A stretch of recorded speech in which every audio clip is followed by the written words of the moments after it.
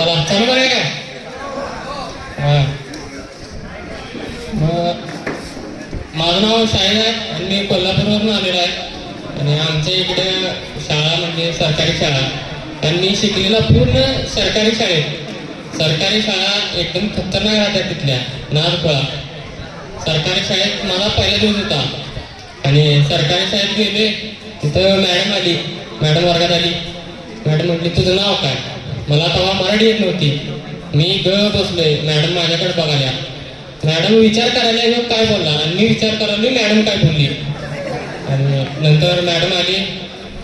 Madam म्हटली मॅडमला काय आलं की याला काय मराठी येत नाही. मग तसं झालं. पहिली संपली माझी. मग पहिली पूर्ण होऊसपर्यंत मला काय मराठी येत नाही. मग मी दुसरीत गेलो. दुसरीत गेल्यावर पोरं काय शिकतात आ इ उ ऊ. आणि मी आमच्या मराठी शाळेत शिव्या शिकलो. दुसरीत असताना मी शिव्या शिकलो. शिव्या ते पण असं डायरेक्ट आई बहीण नंतर पुढं काय असेल ते. त्यानंतर झालं दुसरी झाली. तिसरीत गेलो. तिसरीत हे शिकले की त्या शिव्या वापरायच्या कुठं. नंतर तिसरीत शिकलो आणि तिसरी झाली. चौथीत गेलो. चौथीत गेल्यावर असं शिकलो की त्या शिव्या वापरतोय ते चुकीच्या जागी वापरतोय आपण. मग त्या चांगल्या जागी शिवीचा वापर कुठं करायचा हे चौथीत शिकलो. मग नंतर चौथी झाली. असं करत करत सरकारी शाळा झाली. सरकारी शाळेत 8वी पर्यंत असा नियम आहे की 8वी पर्यंत सगळ्यांना पास करायचे. सगळ्यांना पास करायचे. मग सगळी पास झाली. 8वी पर्यंत असा नियम होता आमच्या शाळेचा की ज्या दिवशी पेपर असणार त्याच्या एक दिवस आधी पेपर आमच्या फळ्यावर. पेपर फळ्यावर. मग पेपर लिहून घ्यायचं. वहीत लिहून घेतलं. वहीत लिहून घेतलं. घरला जायचं. सगळं पाठ करायचं. पाठ करत नव्हतो.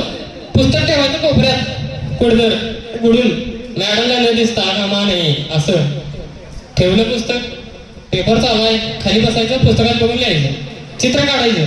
आकृती ते नसायची तेव्हा चित्र काढ. मग नंतर 8वी पर्यंत आलो. नंतर 10वी झाली. 10वीचा बोर्डाचा पेपर होता माझा. 10वीचा बोर्डाचा पेपर होता. मग आता मी घाबरलो तेव्हा बोर्डा येऊन. मग तेव्हा 12वीचा पोरगा गावाला मित्र होता. तो म्हटला 10वीत काय एवढं नसते 12वीत असते. 10वीत अभ्यास करू नको. मग तो अभ्यास करायचा नाही. आता अभ्यास तर काय केलं नाही. मग बोर्डाचा पेपर आला जवळ. मग बोर्डाची फी भरायची होती आमच्या शाळेत. मग जेव्हा फी भरायची होती त्याच्या एक दिवस आधी बाबाकडे गेलो. बाबाला म्हटलो बाबा 1000 रुपये पाहिजे फी भरायची आहे. बाबा म्हटला तू 10वीला आहेस. 8वीला होतास की काल. ए नाही म्हटलं 10वीला आहे. 10वीला आहेस मग किती पाहिजे पैसे. म्हटलं 1000 रुपये. 1000 रुपयाने काय होते. 1500 घे फी भर आणि सराला 500 दे काय तर सांगतात पेपराला. म्हटलं तसं काय नसते. म्हटलं 10वीला मग बोर्डाचा पेपर झाला. रिझल्टचा दिवस होता. बाबा साईडला बसलेलं. मी पण बसले. बाबा साईडला बसले. रिझल्ट बघालतो आणि त्याच्यात दाखवतं 10 मिनिटं लेफ्ट. नंतर झाले 5 मिनिटं लेफ्ट. फरक आलतो जरा कमी. बाबा समोर बसलाय. रिझल्ट बघायचा आहे. बाबा बसलाय समोर आणि नंतर रिझल्ट लागला. Direct server crash. मग रिझल्ट यायला अर्धा तास वेळ झाला. अर्धा तास बाबा माझा नाटा धरून बसलेला. आता काय ह्याचं काय खरं नाही. ह्याला मारायचं. आता बाबा बेट घेऊन बसलेला. वुडलँडचा पट्टा. मग झाला रिझल्ट लागला. रिझल्ट लागायच्या बरोबर 5 मिनिटं आधी बाबा म्हटला मला जर तुला 40% पडलं तुला ट्रक चालवायला शिकवणार आणि जर तुला 50% पडलं तर तुला रिक्षा चालवायला शिकवणार. बाई काय प्रकार. म्हणलं आता रिझल्ट आला. म्हणलो 85% पडल्या. बाबा म्हटलं आता तुला शाळा शिकवणार. मग 11वीत गेलो शाळेला. शाळा आमच्या इथली टॉपच्या शाळेत घातला बाबानं. 85% पोरग्याला माझ्या टॉपच्या शाळेत टाकला. टॉपच्या शाळेत गेलो. पहिला दिवस होता. मित्रासंग गेलो. मित्र गेल्या म्हणाला हिरवळ बघून यावं.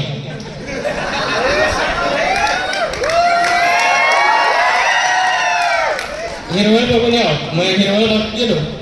आता 3-4 राऊंड मारलो कॉलेजचं. 3-4 राऊंड मारून झाल्यावर नंतर येऊन बसलो वर्गात. काय प्रकार हा? आयला तांबा की जरा दादा. 4 राऊंड मारून आलो बसलो आणि सगळ्या डिपार्टमेंटच्या पोरी एकदम लय भारी होती आणि आमच्या वर्गात आल्यात कसल्या काय सांगायला आता.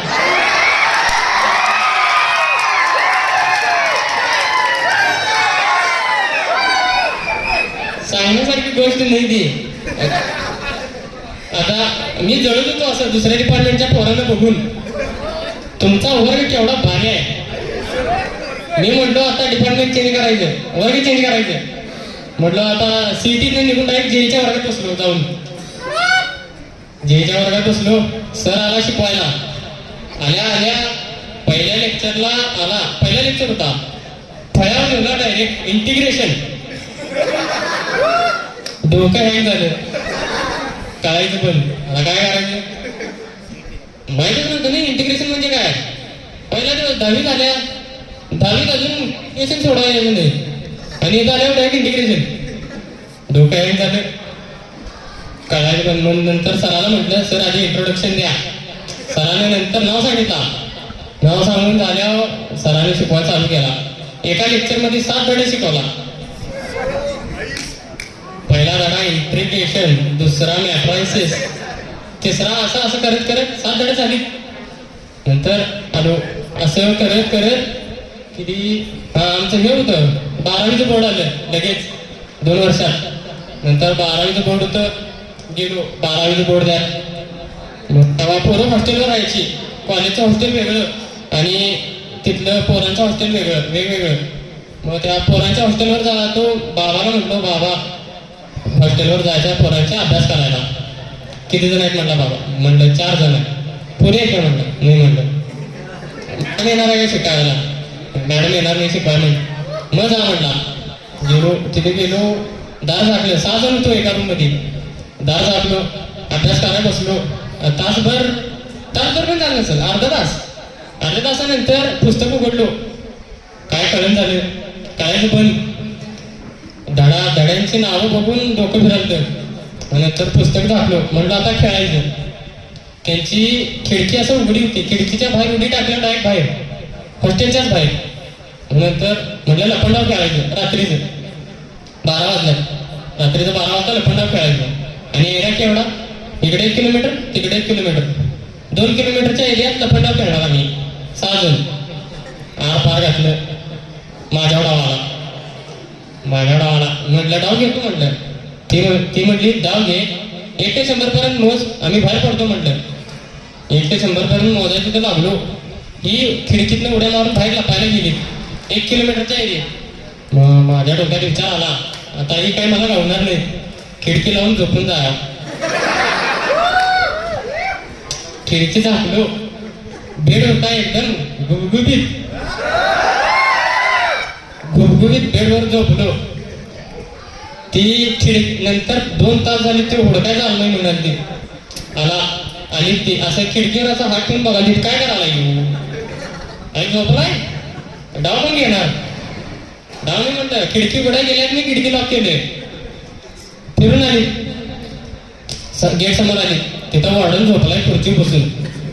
त्याच्या खिशात किल्ली